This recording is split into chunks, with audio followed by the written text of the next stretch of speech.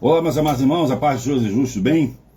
Amados irmãos, daqui mais um vídeo aqui com a revelação da Palavra de Deus. A Palavra de Deus, ela é cheia de revelações, meus amados irmãos. Deus já deixou tudo escrito. E por que eu afirmo que ela é mais atual do que o jornal de amanhã? Porque a própria Palavra de Deus, ela te dá as ferramentas necessárias, as que eu chamo de substituições espirituais, para você, quando você estiver lendo um texto, você usar, e você vai ver que ela pode ser usada tanto na sua vida, tá, para explicar o que está acontecendo na sua vida, na vida da sua família e também na vida do seu país, na política, entendeu? O capítulo que eu vou ler aqui, ele vem do 12, do primeiro livro de Samuel, no Velho Testamento, o versículo 12 do capítulo 4, e vou ler todo o capítulo 5 naquele esquema, né, ponto a ponto, explicando as revelações, tá bom, meus amados irmãos? E você vai ver como isso explica muita coisa que está acontecendo, inclusive dentro de igrejas, tá? Então vamos lá, esse livro é fantástico, irmão. Esses dois, primeiro e segundo Samuel, eu tenho um apreço especial por eles, eu considero um dos melhores da Bíblia. Por quê? Porque ele é um livro que ele conta, ele é corrido, ele várias histórias. Quem já leu o livro aí, curte um romance policial, um romance infanto-juvenil, né? Um livro de drama, que tem um desenrolar das histórias, o livro de Samuel, ele não fica focado num só assunto, não. Ele vai discorrendo de uma história, tá? E ele é cheio de reviravoltas, e essas reviravoltas, ela tem várias revelações, por isso que me dá um forte prazer em ler esse livro. Então vamos lá. A palavra de Deus está no primeiro livro de Samuel, no capítulo 4, a partir do versículo 12. Diz assim a palavra de Deus: Naquele mesmo dia, um homem de Benjamim correu na frente de guerra até Siló, com as roupas rasgadas e terra na cabeça. Quando ele chegou, Eli estava sentado em sua cadeira, preste atenção nisso, irmão, ao lado da estrada. Estava muito angustiada, por seu coração temia pela arca de Deus. O homem entrou na cidade, contou tudo sobre a matança que ocorrera. Imediatamente a cidade inteira começou a gritar e se lamentar. Deixa eu explicar quem é Eli e quem é a arca, tá? A Arca da Aliança, eu vou fazer um vídeo só, eu fiz um texto no Facebook, eu vou fazer um vídeo só sobre a Arca da Aliança. A composição da Arca da Aliança, por que ela é feita com aqueles materiais, quais são os significados dos objetos que tem dentro da Arca da Aliança, por que Deus mandou fazer a Arca da Aliança e por que a Arca da Aliança não foi encontrada e não será encontrada até hoje, tá? Mas por aqui você já vê uma nuance que Eli era o sumo sacerdote, tá? Que ele ficou preocupado com a Arca da Aliança. Era um artefato muito importante, meus amados irmãos, nas guerras, depois que o povo saiu do Egito, tá? Chegou lá em Canaã, através de Josué, né, e Caleb, eles foram expandindo, eles foram se espalhando pelo mundo e foram conquistando. Então, essas conquistas só seria possível porque a Arca da Aliança ia na frente, tá? E Eli, ele era o sumo sacerdote da ordem de Arão. É o mesmo que no começo desse livro, ele pensou que Ana, esposa de Eucana, estava bêbada, mas ela estava orando. Porque Ana é a mãe do profeta que dá nome a esses dois livros, Samuel, entendeu? E a Ana era estéril. Ela era casada com Eucana, apesar desse marido dela. Esse marido tinha duas esposas, Penina e ela, Ana. E apesar de Penina ter 5 filhos e ficar implicando com Ana toda hora, o Eucana tinha mais carinho pela Ana. Lembre-se que, aqui já usando a substituição espiritual, mulher na Bíblia é a igreja. São dois tipos de igreja. Uma fértil, tá? Mas extremamente arrogante, que fica implicando com a outra que não tem filho. Filho é a obra de Deus, então é uma igreja muito grande, com muitas obras, vamos dizer assim. E esse negócio de obras também é relativo, porque os espíritas também fazem a obra, segundo a fé dele, entendeu? Se você for nos hospitais, está lá pau a pau. Os crentes, uns espíritas, né? E os espíritos, eles levam até coisas mais materiais, porque, no geral, eles são mais abastados. Mas eles acreditam que, por meio de obras, tá? Obras feitas por eles estão justificando a salvação dele. E a palavra de Deus diz que a salvação não vem por obras para que o homem não se glorie, tá? E sim pelo sacrifício vicário de Jesus Cristo na cruz do Calvário. Então o que acontece? A Ana queria muito ter um filho, e filho é a obra de Deus. E Ana também é um tipo de igreja, mais humilde, entendeu? E ela então decidiu pela fé subir para Jerusalém, para o templo, e ela orou, meus amados irmãos, assim pedindo filho, só balbuciando. Eu já tinha dito aqui, nos vídeos anteriores, que quando você vai orar ao Senhor, tem orações que você verbaliza. Quando você pede paz para a vizinhança, por exemplo, você verbaliza: Senhor, entre como providências, que o Senhor mande os seus anjos, que mantenha a paz, livre dos homens maus, né, da bala perdida. Mas tem coisas, meus amados irmãos, que você solicita. A minha oração é 90% agradecimento e 10% pedir para os outros. E a palavra também diz que quando você pede em favor de alguém, você não precisa pedir nada para você, porque Deus já sabe. Entendeu? Ele te compensa. Mas quando você for ter um sonho, tá? E esse sonho só será possível com as providências divinas, um sonho muito íntimo, específico, por exemplo, ter um filho, ter uma casa, ter um carro, reformar, uma viagem, procura não verbalizar. Por quê? Eu vou te explicar de novo. Porque Deus é o único ser que tem o poder de ler a sua mente e o seu coração, porque ele é onisciente, ele te criou, então ele sabe, né? O produto que ele criou se comunica com o Criador. O diabo, as pessoas perguntam assim, então como é que o diabo às vezes sabe e me engana?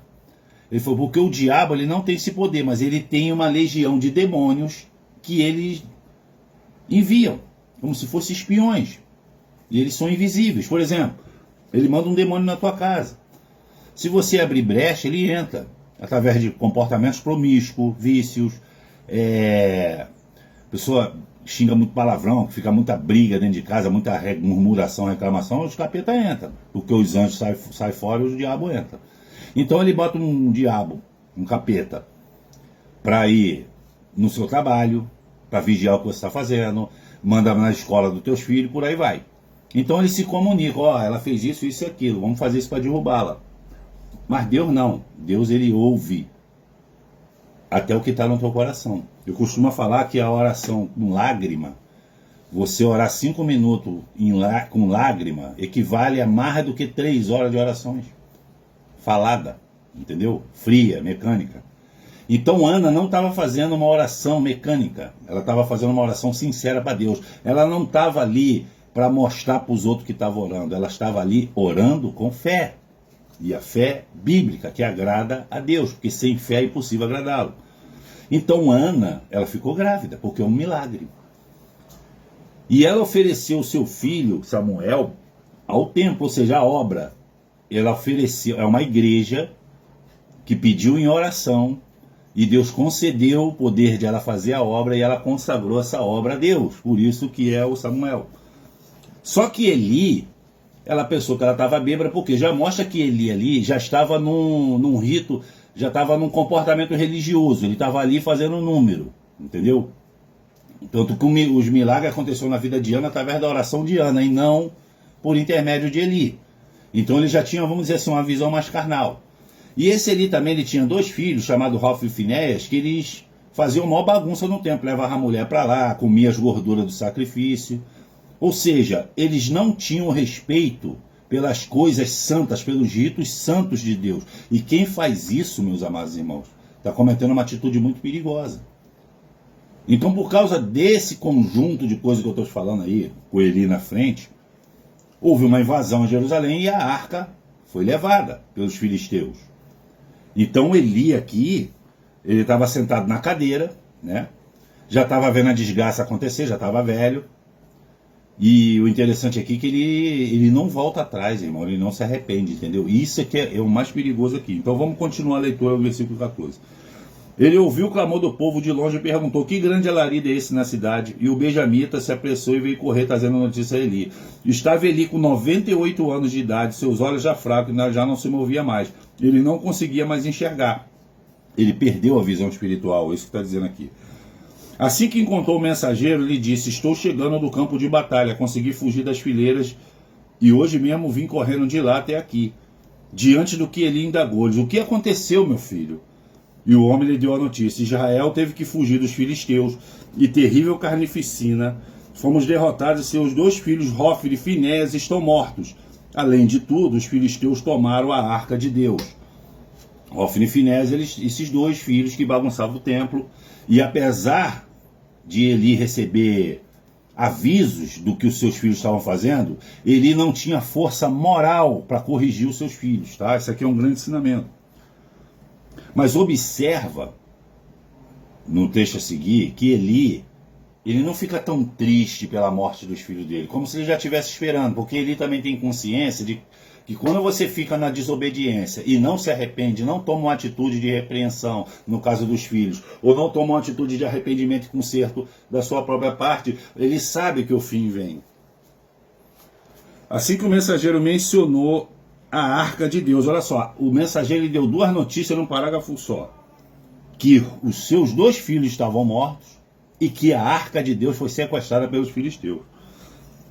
Versículo 18. Assim que o mensageiro mencionou a arca de Deus, ele caiu da cadeira para trás, próximo do portão da cidade onde estava, quebrou o pescoço e morreu, porquanto era idoso e obeso. Eli julgou e liderou o povo de Israel durante 40 anos. Ele era velho, gordo e obeso. Tu tá me entendendo, meus amados irmãos? Olha só.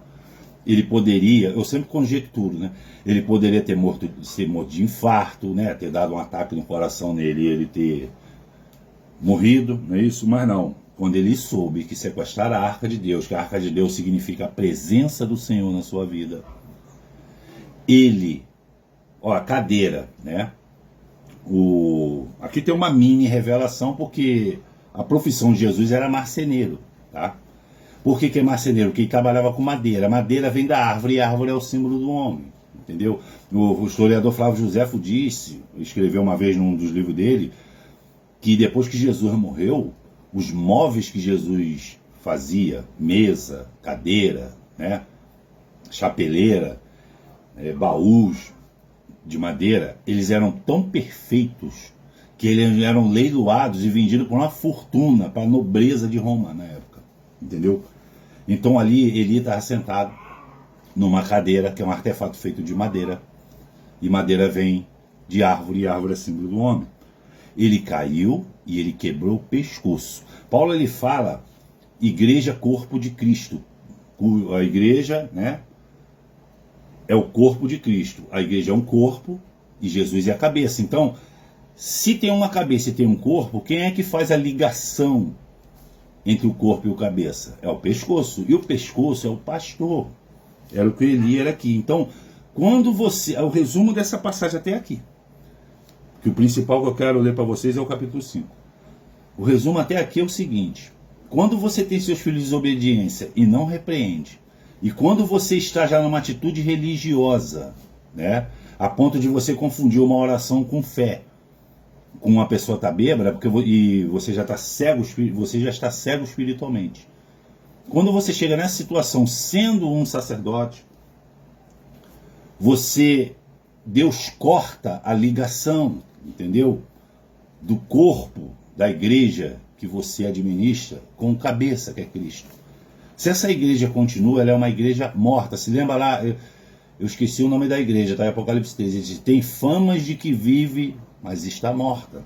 Ou seja, ela continua, é igual Saul. Saul, quando desobedeceu uma ordem de Deus, ele continuou reinando por 35 anos, né? 35 anos. Sem a presença de Deus. Então tem muita gente aí que está reinando, vamos dizer assim, numa igreja, numa congregação, que Deus, ó, o Espírito Santo já foi embora há muito tempo. A nora de Eli, a esposa de Finéias, estava grávida e já quase na época de ter seu bebê. Quando ela recebeu a notícia que a arca de Deus havia sido tomada pelo filisteu e que seu sogro e seu marido haviam morrido, começou a sentir forte dores de parto e deu à luz. Ela estava morrendo, mas as mulheres o ajudavam e rogaram: tenha coragem, anima-te, porque tiveste um filho. Ela, porém, nem conseguiu responder nem dar atenção. Ela deu ao menino o nome de Icabode, querendo dizer, foi-se a glória de Deus, aludindo ao fato da arca de Deus ter sido tomada e por causa da morte do seu sogro e do seu marido. E completou afirmando, a glória foi exilada de Israel, porque a arca de Deus não foi tirada. Você pode ver a preocupação que eles tinham com esse artefato, a arca de Deus. Vamos lá para o capítulo 5. Depois de tomarem a arca de Deus, os filisteus levaram para Even. Cara, isso aqui é muito interessante, meus amados irmãos. Depois de tomar a arca de Deus, os filisteus levaram de Ebenezer para a cidade de Asdod, e a depositaram no templo em que dedicaram ao deus Dagon, ao lado de sua estátua. No dia seguinte, ao romper da manhã, os moradores de Asdod observaram que a imagem de Dagon estava caída de cara no chão, exatamente na frente da arca do Senhor. Imediatamente eles ergueram a estátua de Dagon e colocaram de volta ao seu lugar. Olha só, o que esses caras inventaram, irmão. Mas tudo bem que isso aqui foi na ignorância. Você pode ver a preocupação que causou no povo de Israel o sequestro da Arca da Aliança. A pior coisa que os filisteus podiam fazer é sequestrar a Arca da Aliança. Meus amados irmãos, quando você pega uma coisa sagrada para Deus, tá? Que isso aqui é um simbolismo. A Arca da Aliança é um simbolismo, mas um simbolismo muito forte. É uma coisa que Deus pega para ele, por isso que ela nunca vai ser encontrada. Dessas coisas bíblicas todinha que historiadores, exploradores, né, arqueólogos saem caçando aí. A Arca de Deus é a única que não foi encontrada. Existiu boato aí que encontraram, que está em Roma, está não sei o que onde, é mentira. Porque a Arca de Deus é a presença do Senhor dentro de você. E quando você atinge um nível de obediência, um nível agradável ao Senhor, Deus toma para você, como ele fez com Elias, como ele fez com Enoque, né, o sétimo filho de Adão, que ele andou tão reto que Deus arrebatou para ele. Então a Arca e o Senhor, ele faz esse simbolismo de maneira literal também. Então a arca existiu fisicamente, mas ela não vai ser achada. Pode tentar procurar, ela não vai ser achada, porque a Bíblia diz que Deus arrebatou para ele.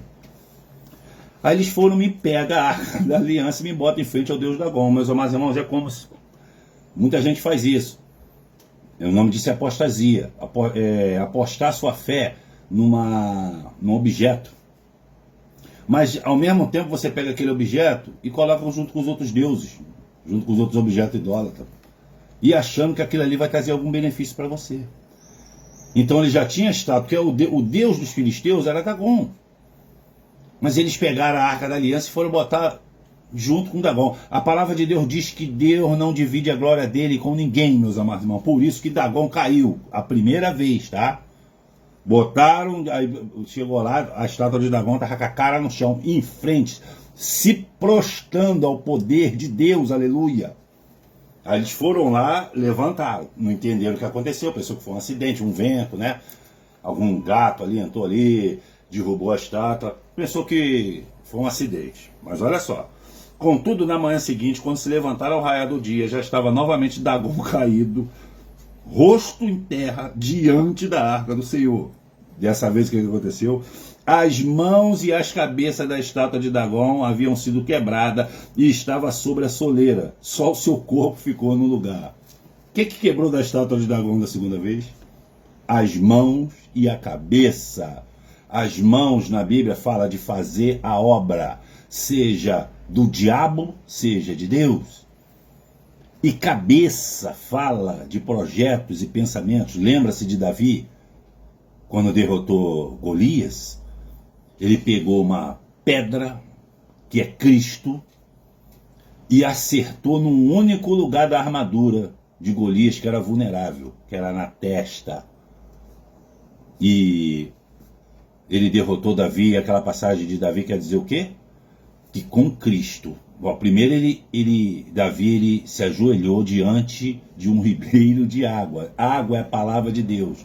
Então a palavra de Deus, que é o rio, revelou a pedra, revelou Jesus Cristo. E você com Jesus Cristo, que Davi ele fala assim, ó, você vem comigo, Golias, você vem contra mim com lança, espada e escudo. Eu vou contra ti em nome do Senhor dos Exércitos. Isso é fé. E pegou a pedra, e a fé também sem obras é morta, né? E ele pegou a pedra que é Cristo e acertou na cabeça, na testa de Golias. Aquilo ali, a passagem é Cristo destruindo os projetos de Satanás na sua vida. A mesma coisa aqui, ó. As mãos, Dagon fazia a obra do diabo entre aquele povo.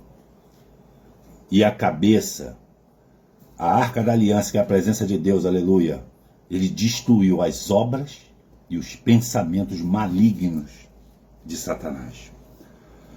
É por esse motivo que até hoje os sacerdotes de Dagon, todos os que adoram em Asdod, não pisam sobre o patamar junto à entrada da porta do templo. Passados esses acontecimentos, a mão do Senhor pesou sobre o povo de Asdod e cidade vizinha, trazendo destruição para todos eles e afligindo-os com pestes e tumores diversos. Quando os habitantes de Asdod notaram o que estava acontecendo em toda parte, clamaram: não fique mais conosco a arca de Deus de Israel, porque a sua mão endureceu contra nós e contra o nosso Deus Dagon. Aleluia, né? Alguém percebeu o erro aqui. Porque enquanto você estiver nessa, de você pegar as coisas sagradas do Senhor, primeiro querer colocar na mesma altura dos outros seus deuses, Deus vai pesar a mão. E é em todos ao redor. Começa a acontecer desgraça na sua vida. Se a sua vida é desgraça em cima de desgraça, se você não consegue sair do lugar, meus amados irmãos, a palavra de Deus diz, Paulo fala: examina-te o homem, pois a si mesmo. Faça uma oração sincera e comece a consertar. Se você tiver vários erros, comece a consertar. Eu costumo falar, uma vez eu fui no mercado e a pessoa esqueceu uma bolsa. Ela levou 5 bolsas e esqueceu uma lá em cima. Aí eu tava olhando ali, tirando a minha... checando, né, se eu tava com meu cartão de crédito ali, não percebi. Quando eu comecei a passar a minha, eu vi uma bolsa, eu saí correndo. Eu falei assim: moça, segura, vai passando aí que eu vou aqui devolver. Ela já tava atravessando a avenida. E tem muita gente que me chama de otário por fazer isso. Pô, você ganhou uma bolsa aí. Meus amados irmãos, eu não quero nada que não é meu. Uma vez eu perdi minha carteira com todos os meus documentos. Dinheiro não importa, mas só vocês sabem, só para você tirar o documento de novo é um trabalho que te dá, fora o custo, né? Se você tiver 50 reais na carteira, você vai perder muito mais. Se eu não me engano, um Duda para tirar a segunda viagem da CNH, por exemplo, é quase 150 reais, não sei. Então, um belo dia, eu estava indo para o aniversário do meu sobrinho, a pé, e eu achei uma carteira numa esquina, na mesma esquina do bar do Nelson, né? Aí eu peguei aquela carteira estava com 85 reais, estava cheio de cartão, documento e tal. Então eu peguei o RG, tinha um cartão de uma locadora, que na época tinha locadora, né? Aí eu falei assim: eu não conheço esse homem, eu vou levar ali no bar, que o bar estava mais ou menos cheio, então todo mundo ali conhece todo mundo. E eu peguei a carteira e falei assim: Nelson, você conhece esse homem? Eu fui perguntando assim: você conhece esse homem, você conhece esse homem? Ela falou: ele mora ali, perto da tua sogra ali, não sei o que, eu abati. Aí um dos camaradas chegou pra mim e falou assim: tem dinheiro aí? Eu falei assim: tem, acho que tem uns 85 reais aqui, cara, que eu vi. Então, vamos tomar cerveja, vamos pegar. Eu falei: não, cara, eu vou devolver. Sabe o que ele virou pra mim e falou? Você é otário. Eu falei assim: não sou otário não, cara, o dinheiro não é meu. E eu faço questão de perguntar de quem é. Eu podia ter deixado a carteira lá, mas eu gostaria que fizesse isso comigo. É só isso que eu falei para ele. Esse homem hoje, meus amados irmãos, ele tem problema de diabetes, ele está sem uma perna. Uma metade da perna. E está lá, todo frustrado lá. Eu não estou falando que foi praga, mas, pô, pelo amor de Deus, meus amados irmãos. Hoje, a pessoa, além de fazer a coisa errada, ainda chama de otário quem faz a coisa certa. Fui lá, bati, realmente era vizinho da minha sogra, no lugar que eu estava indo. Chamei ele lá, ele estranhou, que eu nunca tinha falado com ele. Falei assim: meu amado, deixa eu te falar uma coisa. Essa carteira é sua. Ele abriu os olhos assim, cara. Ele: meu Deus, eu tava procurando ela, graças a Deus, onde tu achou? Eu falei assim: na esquina ali perto do Nelson. Ele: graças a Deus, glória a Deus, não sei o que. Aí ele foi, puxou, checou o dinheiro, tava lá, ele quis me dar 50 reais. Eu falei assim: amigo, não faça isso. Ele: por quê, cara? Eu falei assim: porque eu perdi minha carteira, mas ninguém me devolveu, nem meus documentos. Então, eu estou fazendo o que eu gostaria que fizesse por mim. Meus amados irmãos, vai nesse caminho da honestidade, insiste no caminho da honestidade, mesmo quando majoritariamente é todo um bando de malandro. Que quem está observando é Deus, e Deus, ele vai permanecer no final, irmão. Primeiro ele vai envergonhar os desonestos e depois vai punir. Mas ao contrário daquele que permaneceu na honestidade, nos bons valores da palavra dele, ele vai manter. Entendeu? Então ali estava acontecendo uma desgraça ali, porque eles fizeram uma atitude muito errada. Pegaram a Arca da Aliança de Deus, coisa sagrada, meus amados irmãos. Eu falei aqui que em Atos dos Apóstolos tinha muito um 7-1 aí querendo dar dinheiro para Paulo para ter aquele poder. O poder do Espírito Santo de Deus está acima do sistema. Deus é acima do sistema. Ele faz coisas, tem coisas que Deus faz, meu irmão, que não respeita a física, não respeita a química, não respeita nada. Se ele tiver de curar um câncer sem remédio, ele vai curar, e eu já vi. Entendeu? Se ele, uma vez eu estava gravando um culto lá, eu já falei isso aqui, a minha câmera da Canon, ela só aguenta no máximo 1h e 5 minutos de gravação, que era justamente o tempo médio de uma pregação do pastor Elvis. Só que nesse dia a pregação teve 1h e 38 minutos. E a câmera durou 1h e 38 minutos. Assim que ele falou que Deus nos abençoe por as palavras em nome de Jesus, a bateria acabou. Eu nunca vi uma câmera durar tanto. Mas com Deus não tem essas coisas não, meus amados irmãos. Então, a mesma coisa. Isso aí, o poder de Deus não é negociável, não é comprado, não é usado por interesse, meus amados irmãos. É usado para fazer o bem e determinado pelo Senhor. Quando os habitantes de Asdod notaram o que estava acontecendo em toda parte, clamaram: não fique mais conosco a arca de Deus de Israel, porque a sua mão endureceu contra nós e ao nosso Deus Dagol. Então mandaram que alguns mensageiros fossem chamar todos os 5 príncipes filisteus e lhe indagaram: o que devemos fazer com a arca de Deus? E tomaram a seguinte decisão: a arca de Deus de Israel seja transportada imediatamente a Gate. Então levaram a arca de Deus do Deus de Israel. Entretanto, logo depois que a arca chegou àquela cidade, o Senhor Deus castigou severamente aquele povo e pôs medo em todos os seus habitantes daquela região. Surgiram tumores em todas as pessoas de Gade, nos idosos, tumores, né? Em todas as pessoas de Gate, nos idosos, nos jovens, tanto dos mais importantes e ricos, quanto mais humildes e pobres. Foi para todo mundo, meus amados. Então enviaram a arca de Deus para Ecrom. Quando a arca de Deus estava entrando na cidade de Ecrom, o povo começou a gritar: eis que trouxeram a arca de Deus para nos destruir, nós e toda a nossa gente. Imediatamente enviaram mensageiros a todos os príncipes e governadores filisteus com a seguinte súplica: devolvei o quanto antes a arca de Deus de Israel, que ela retorne ao seu lugar e não provoque mais a destruição e sofrimento do nosso povo. Em verdade, um grande pavor da morte se observava em todos os habitantes daquela cidade, tanto pesar a poderosa mão de Deus ali. Meus amados irmãos, o próximo vídeo que eu vou fazer, o Ardor está me falando aqui, vai ser sobre a arca, explicando o que é a Arca da Aliança, porque ela é a personagem principal dessa passagem que eu li aqui. Meus amados irmãos, basicamente é o seguinte: aquilo que eu falei para vocês, quando Saulo, estava indo no caminho de Damasco para perseguir, prender e matar cristãos, ele recebeu uma visitinha em forma de luz ali de Jesus. E Jesus ele falou assim: ó, Saulo, Saulo, por que tu me persegues? Eu já expliquei que o certo, o lógico seria Jesus ter falado assim: Saulo, por que tu persegue aqueles que acreditam em mim? Ou então, Saulo, por que você persegue os meus seguidores? Não, ele falou: por que tu me persegues? Mesmo Jesus tendo morrido 65 anos depois daquele episódio, morrido fisicamente na terra. Então Paulo sequer conheceu a pessoa, o ser humano Jesus Cristo. Então por que Jesus fala: porque tu me persegues? É porque, meus amados irmãos, quando você persegue um cristão, você está perseguindo o próprio Deus, que ele diz que o obediente é a menina nos olhos dele. E essa obediência, essa plenitude, essa honestidade que você tem, esse andar correto, obedecendo os princípios da palavra de Deus, te torna uma arca da aliança, que eu vou explicar no próximo vídeo. Então essa arca da aliança, ela não pode andar por certos lugares, ela não pode ser dividida com os outros deuses. Tem gente que pede oração para mim, aí vai na macumba, o macumbeiro pede oração para o macumbeiro, vai na igreja católica, pede oração para o padre. Meus irmãos, você tem que se decidir. Como eu te falei, Deus não divide a glória dele com ninguém.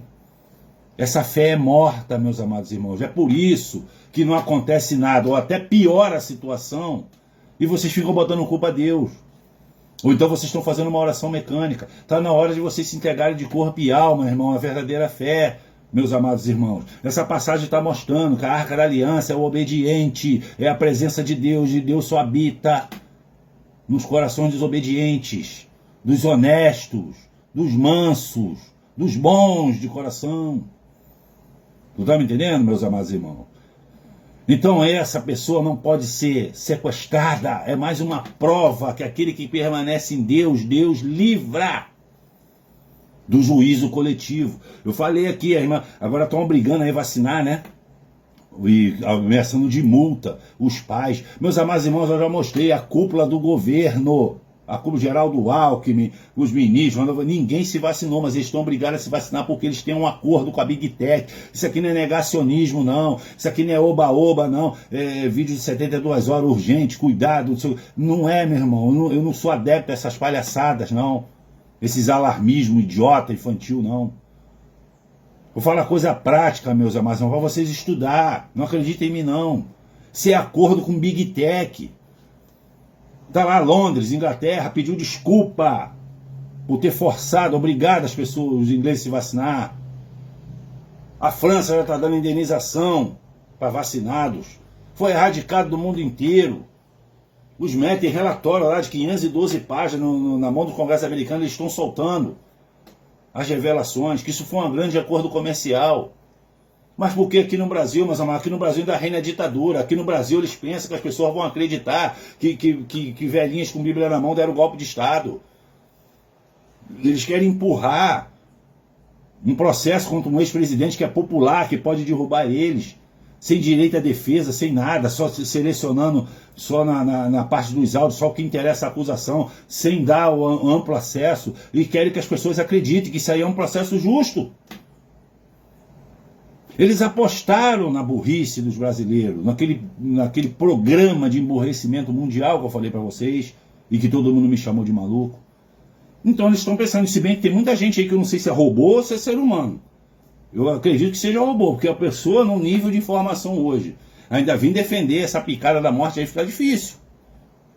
Então eles estão querendo brigar. Eu vou dizer que pague a multa, meus amados irmãos, mas não tome. Isso aí é para vender dinheiro. A doutora Raíssa lá, depois você pesquisa a médica Raíssa que estava falando isso numa entrevista. Ela disse, o problema da saúde hoje é que não tem mais orientação técnica, é política. A política invadiu a saúde pública. Então você tomar e não tomar vacina não é questão de você se curar ou você prevenir alguma doença, é uma questão de política. Entendeu? Se você não tomar, você é de um certo grupo político. Se você tomar, você é nosso.